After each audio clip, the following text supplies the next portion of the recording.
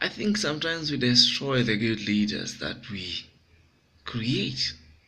There are people who have showed up, who have offered themselves to be leaders of this country, but we destroy them with our overly idealistic, conditionalities and requirements and prescriptions of about how they must lead their lives and about how they must conduct themselves in our political system. And I think perhaps that is where we have missed the point, because some men and women in this country have come up and have fought for some ideals, be it democracy, be it equity, be it economic justice, good governance.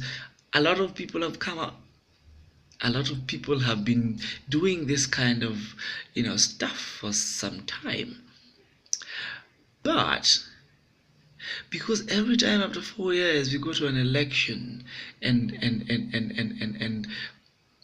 somebody loses or somebody is not able to persuade the electorate to elect them, and because some extraneous factors within our system or within the international system lead them not succeeding in persuading the people they need to persuade to get them into power or to get them into leadership, we write them off. And I think we waste sometimes a good opportunity to nurture and to give people a chance to lead, because we end up normally with a worse off crop of leaders in charge of our government, in charge of our country, because the person we vilified so much because for backtracking in one thing or another, or because of associating themselves with a particular crop of people who are anti the original message.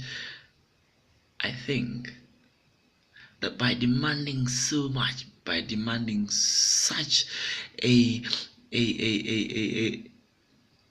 virgin kind of conduct in our leadership and in our politics, we miss out on some of the very good qualities or some of the very good things that some people promise and some people have demonstrated their ability to do, simply because the composite of characteristics or idiosyncrasies that we require from one leader sometimes it's just not attainable, especially with the kind of people we are, with our culture, with our institutions, with our political parties and political movements. It's just not possible. Because if you are going to get somebody to get elected in this country, we have conditioned ourselves to be the kind of people who do not vote based on issues. That you're going to vote me because I come from where you come from, or my name begins with a letter that is similar to yours, or all these shameful things. So there is this guy, or there is this woman, or there is this young man who comes up with a very good agenda, a very progressive agenda that they want to pursue. But they are never going to make it. Why? Because we have predetermined that they must, first of all, tell us what constituency they come from. Yeah, you're coming to be elected for what, governor, or is it a Senate position, or is it a presidential position? What community do you come from? Are they supporting you? Or what proportion of them are supporting you?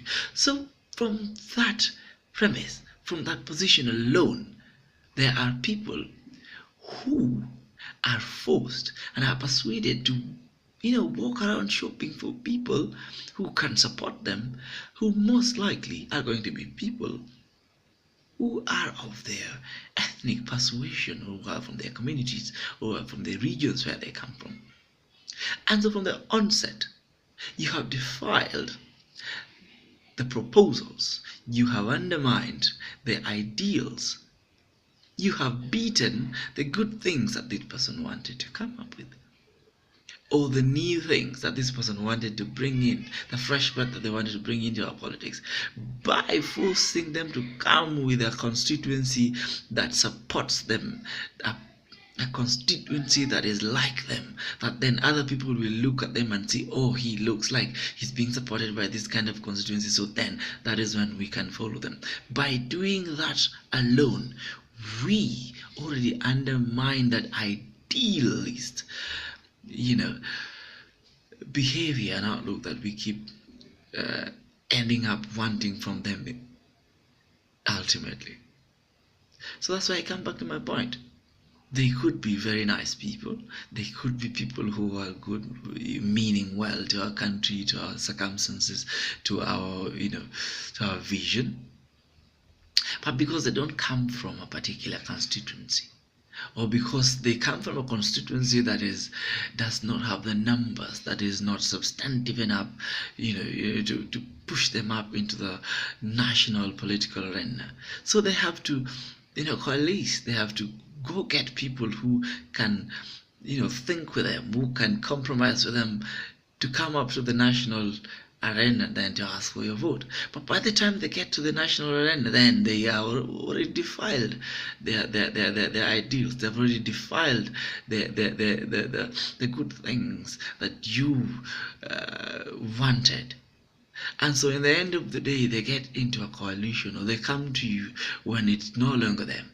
It is them, but them with other people, with their greed, with other people, with their ethnicities, with other people, with all the bad things they've done before, but they're bringing in numbers. So you want numbers, you want community, and then you also want ideals, and you want fresh, you want this clean people. We can't just have it both ways. Either we are going to decide as a people to vote for people based on what they say, what they represent, or what they have done, or we are going to vote for people based on where they come from and who they know.